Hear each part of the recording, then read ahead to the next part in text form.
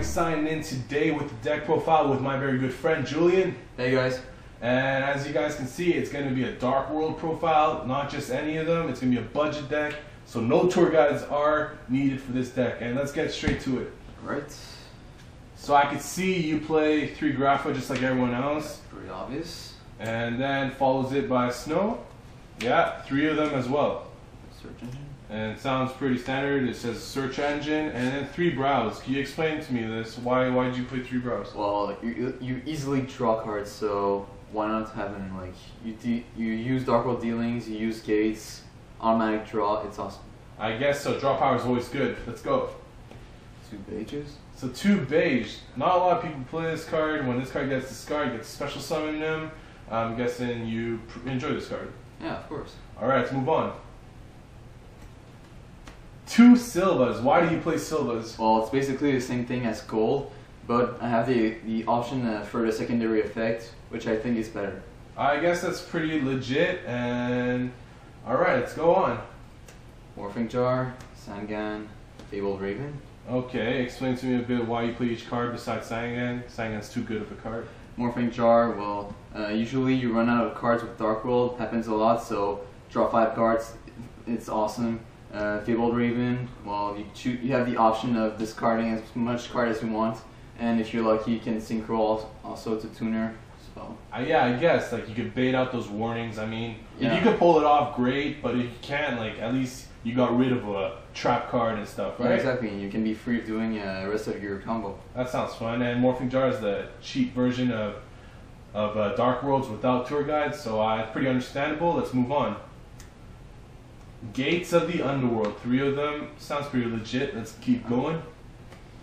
2 Dark World dealings. Why do you only play 2? Well, because I already played 2 Drag Down into the Grave. Some people play 3 of one of the other. I think 2 of each is pretty good enough. Yeah, and having these early year games is pretty much control. Like you know what's going on, yeah, and exactly. you know what plays you can make. You can see the opponent's hand. It's awesome. Yeah, and the discarding effect obviously helps, and you can play around it. Alright, let's move on. 1 card Destruction. This card is too broken in this deck. It's so amazing, and let's move on. Foolish Burial. Alright, why would you play Foolish Burial? Well, you can get Grapha in the graveyard really quickly. Sometimes you can draw it in the first turn, get Grapha as quick as possible in the graveyard, get special summon it quickly.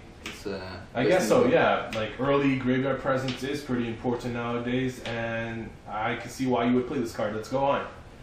1 Pot of Duality. Why would you play Pod Duality in a deck that special summons so much? Well, I think just 1 adds that extra, getting the card you need. Plus, putting 2 would be too much. I mean, you do special summon a lot, so I think yeah, it's awesome. I guess that's true. Adding consistency to the deck and getting the cards you need at the same time, so it makes sense. Okay, now with the staples, your everyday Monster Reborn, Mystical Space, and Heavy Storm and Dark Hole. So I'm guessing you only play 1 MST because with that Grapha, you're not really scared of back row, you just keep popping them up, right? Yeah, I can slide another one if I want, so just keep that in mind. Alright, so I see you're moving on to traps. Yep. So only 1 Dark Smog. Alright, why do you only play 1? Well, it keeps up with good decks these days. I have the extra option. Also, I slide another 1 just in case. Okay, yeah, I see why you only run 1. I mean 2 could be dead draw sometimes, and yeah, it's an overall very good card. Controls your opponent's graveyard and allowing you to discard on top of that. That's great. Let's move on. Trap Dust Shoots and 2 Mind Crushes. And why do you run this deadly trio? Well, kind of the same thing as Drag Down to the Grave. I've control over the opponent's hand.